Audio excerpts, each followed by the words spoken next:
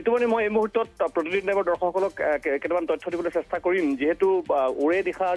যুঁজ চলি আছে বা পাকিস্তানৰ বিভিন্ন প্ৰান্তত আক্ৰমণ প্ৰত্যাক্ৰমণ চলি আছে এইখিনিতে এটা কথা গুৰুত্বপূৰ্ণ যে যোৱা সময়ছোৱাত পাকিস্তান যিদৰে ভাৰতবৰ্ষৰ বা ভাৰতীয় সেনাৰ আক্ৰমণত বিভিন্ন স্থানত হৈছে বা পাকিস্তান জৰ্জৰিত হৈছে সমান্তৰালভাৱে পাকিস্তান নিজেই বা পাকিস্তানৰ গৃহযুদ্ধত জৰ্জৰিত হৈছে পাকিস্তানৰ ভিতৰচৰা ইতিমধ্যে আপুনি উল্লেখ কৰিছে যে পাকিস্তানৰ বৰ্তমানৰ যিগৰাকী সেনা প্ৰধান সেই সেনা প্ৰধান গৰাকী আসিফ মুনিৰ তেওঁৰ জেগাত সামজাদ মিৰ্জাক নতুনকৈ সেনা প্ৰধান হিচাপে নিযুক্তি দিব লাগে বুলি ইতিমধ্যে চৰ্চা চলিছে সমান্তৰালভাৱে মই এইটো কথা কওঁ তেহৰিক-ই-পাকিস্তানী PTI যিটো ইমৰান খানৰ দল সেই দলটো কালিৰ নিশাৰ ভাগত আমি দেখা পাইছিলোঁ যে পাকিস্তানৰ বিভিন্ন প্ৰান্তৰ বিভিন্ন স্থানৰ ৰাজপথলৈ ওলাই আহিছিল তেওঁলোকে প্ৰতিবাদ সাব্যস্ত কৰিছিল চৰকাৰৰ বিৰুদ্ধে সৰব হৈছিল ইতিমধ্যে জেল ভৰো কাৰ্যসূচী গ্ৰহণ কৰিছিল যিহেতু ইমৰান খান কাৰাৰুদ্ধ হৈ আছে ইমৰান খানক মুকলি কৰি দিব লাগে আৰু বিভিন্ন ক্ষেত্ৰত ৰাজনৈতিক পৰিৱৰ্তনৰ বাবে তেখেতসকলে ৰাজপথত নিশাৰ ভাগত ওলাই আহিছিল গতিকে এফালেদি ভাৰতৰ আক্ৰমণ মই আক্ৰমণ বুলি নকওঁ সম্পূৰ্ণৰূপে যিহেতু ভাৰতে গোটেই ব্যৱস্থাটো সন্ত্ৰাসবাদৰ বিৰুদ্ধে আক্ৰমণ বা সন্ত্ৰাসবাদৰ বিৰুদ্ধে যুদ্ধ ঘোষণা কৰিছিল কিন্তু তাৰ সমান্তৰালভাৱে অত্যন্ত বেছি গৃহযুদ্ধত জৰ্জৰিত হৈছে পাকিস্তান গতিকে এই গোটেইকেইটা পৰিৱেশ পৰিস্থিতি পাকিস্তানে কিদৰে মোকাবিলা কৰিব পাৰে বা কৰিব পাৰে নে নোৱাৰে সেয়া অত্যন্ত বেছি লক্ষণীয় হ'ব সামজাদ মিৰ্জা পাকিস্তানৰ নতুন সেনা প্ৰধান হিচাপে নিযুক্ত হোৱাৰ সম্ভাৱনা আছে ইয়াৰ বিপৰীতে আসিফ মুনিৰ যিগৰাকী পূৰ্বৰ বা বৰ্তমান সেনা প্ৰধান হৈ আছিল তেওঁকতো যথেষ্ট বেছি কণ্ট্ৰভাৰ্চি হৈছিল বিতৰ্ক হৈছিল আৰু বিভিন্ন সূত্ৰই প্ৰকাশ কৰিছে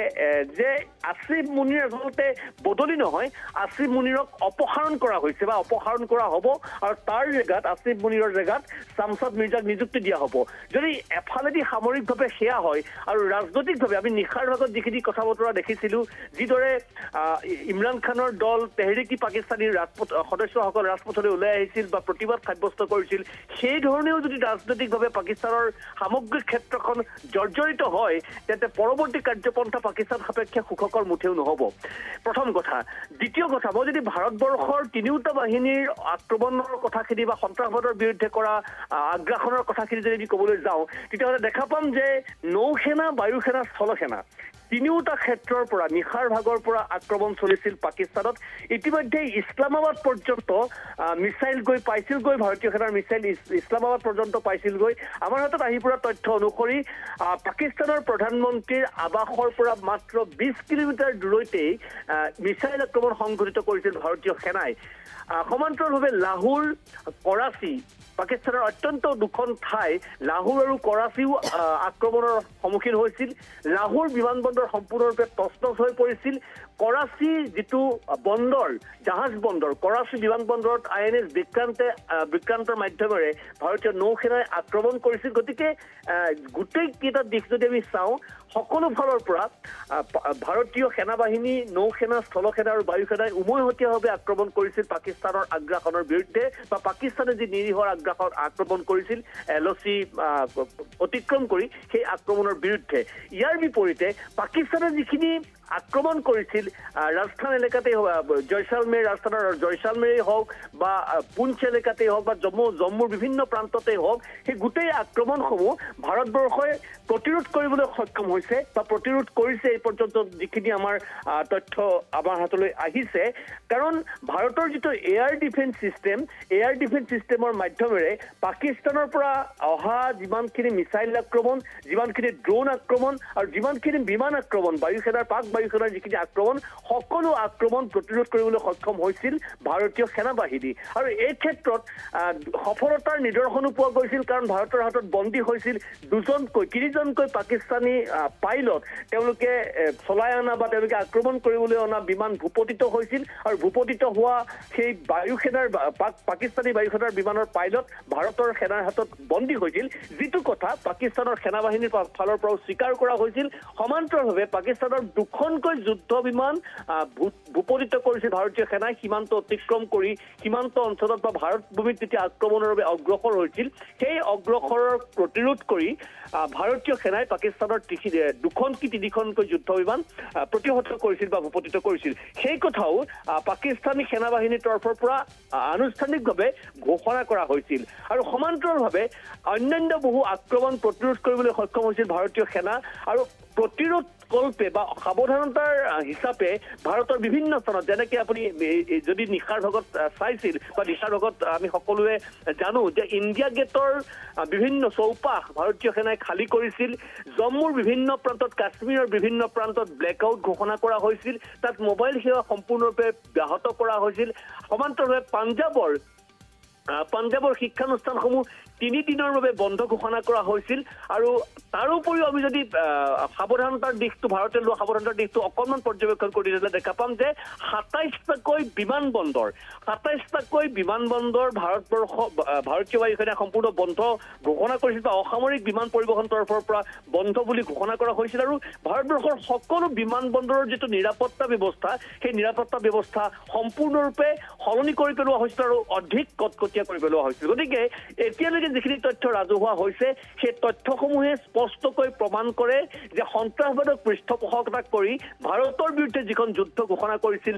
পাকিস্তানে সেই যুদ্ধখন পাকিস্তান সাপেক্ষে সম্পূৰ্ণ আত্মঘাতী আছিল পাকিস্তান সাপেক্ষে সম্পূৰ্ণৰূপে সুইচাইড গেম বুলি আমি যিটো কওঁ সুইচাইড এটেকৰ সদৃশ আত্মঘাতী আক্ৰমণ সদৃশ এক ঘটনা আছিল কাৰণ এফালে ভাৰতবৰ্ষৰ সুনিপুণ আৰু অত্যাধুনিক এই কৌশলৰ সন্মুখত পাকিস্তানৰ গৃহযুদ্ধত জড়িত পাকিস্তানৰ আওপুৰণি কৌশল গৃহযুদ্ধত জড়িত পাকিস্তানৰ যিমানখিনি ভিতৰুৱা তেওঁলোকৰ সমস্যা আছিল সেই সমস্যাসমূহৰ আৰু স্পষ্ট বহিঃপ্ৰকাশে গোটেই বিষয়টোক পাকিস্তানক বেগ তুলনি ঠেলি দিছে আৰু এটা কথা মই উল্লেখ কৰিব বিচাৰিম ঋতুমণি যে যিহেতু আমি কালি দুপৰীয়াৰ ভাগত এটা কথা প্ৰকাশ কৰিছোঁ যে বেলুচ লিবাৰেশ্যন আৰ্মিৰ আক্ৰমণত পাকিস্তানৰ বেলুচিস্তানত প্ৰায় 14গৰাকী পাকিস্তানী সেনা বাহিনীৰ সদস্যই মৃত্যুক আকোৱালি ল'ব লগা হৈছিল বা বেলুচ আৰ্মিৰ সন্মুখত তেওঁলোকে মৃত্যুমুখত পৰিব লগা হৈছিল তাৰ পিছতো পাকিস্তানৰ প্ৰান্তে এই যিখিনি পাকিস্তানৰ সেনাৰ বিৰুদ্ধে স্বাধীনতাৰ জেহাদ ঘোষণা কৰি বেলুচিস্তানৰ দৰে বিভিন্ন অঞ্চলত সাৰ্বভৌমত্বৰ দাবী কৰি আহিছে বিভিন্ন শক্তিয়ে সেই শক্তিসমূহৰ উত্থান দেখা পোৱা গৈছে বা সেই শক্তিসমূহৰ আগ্ৰাসন দেখা পোৱা গৈছে বিভিন্ন স্থানৰ পৰা পাকিস্তানী সেনা পলাই যাব লগা পৰিৱেশৰ সৃষ্টি হৈছে গতিকে সাময়িকভাৱে গোটেই বিষয়টোক লৈ পেলাই পাকিস্তানৰ যিটো স্থিতি বা পাকিস্তানৰ বৰ্তমানৰ অৱস্থাটো অত্যন্ত বেছি পয়া লগা অত্যন্ত বেছি দুখজনক আৰু বিশ্ব সম্প্ৰদায়ৰ সন্মুখতো পাকিস্তান যথেষ্ট লজ্জানত হৈছে এতিয়া কালিৰ দিনটোত ভাৰতে যিখন বৈদেশিক যুঁজ আৰম্ভ কৰিছিল সামৰিক যুঁজৰ সমান্তৰালভাৱে যিখন বৈদেশিক যুঁজ আৰম্ভ কৰিছিল সেই বৈদেশিক যুঁজখনতো ভাৰতবৰ্ষই আন্তৰ্জাতিক পৰ্যায়ত যথেষ্ট সফলতা লাভ কৰিব পাৰিছিল বিশেষকৈ আমেৰিকা যুক্তৰাষ্ট্ৰই পাকিস্তানক এক প্ৰকাৰ সতৰ্কবাণী দিছিল আৰু পাকিস্তানক এই প্ৰত্যাক্ৰমণ বা আক্ৰমণ বন্ধ কৰিবলৈ সজোৰে সাৱধানবাণী শুনোৱা হৈছিল সতৰ্কতাবাণী শুনোৱা হৈছিল আৰু সেয়া সম্ভৱ হৈছিল যেতিয়া ভাৰতীয় বৈদেশিক মন্ত্ৰী এছ জয়শংকৰে পাকিস্তান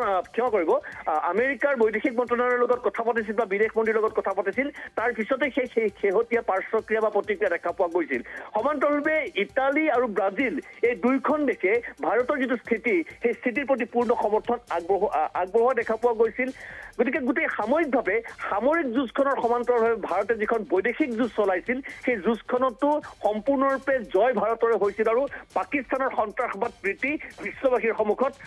ৰাজহুৱা হৈছিল বা ওলাই গৈছিল কিন্তু এটা কথা এইখিনিতে ক'ব লাগিব যে এই মুহূৰ্তত পাকিস্তানৰ পক্ষত থিয় দিয়া একমাত্ৰ ৰাষ্ট্ৰখন হৈছে তুৰস্ক আৰু তুৰস্ক ইতিমধ্যে ভিয়েটনামৰ পৰা কাৰ্গো বিমান পাকিস্তান মুখে ঠেলি দিয়া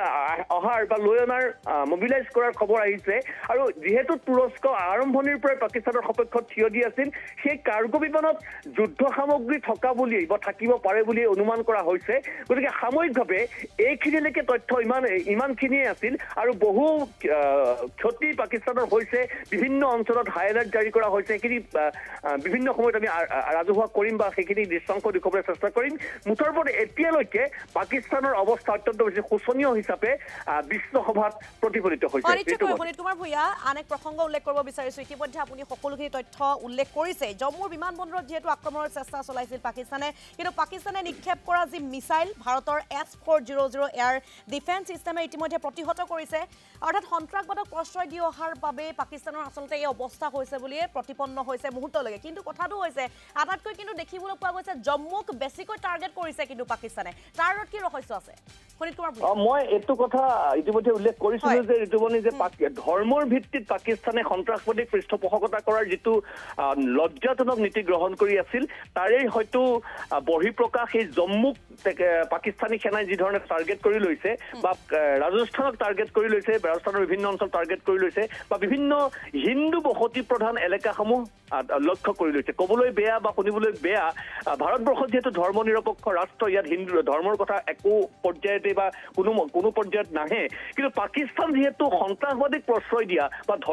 ধৰ্মৰ ভিত্তিত সন্ত্ৰাসবাদক গুৰুত্ব দিয়া এখন দেশ গতিকে পাকিস্তানৰ বৈদেশিক নীতিৰ ক্ষেত্ৰত বা পাকিস্তানৰ সামৰিক নীতিৰ ক্ষেত্ৰত এনেধৰণৰ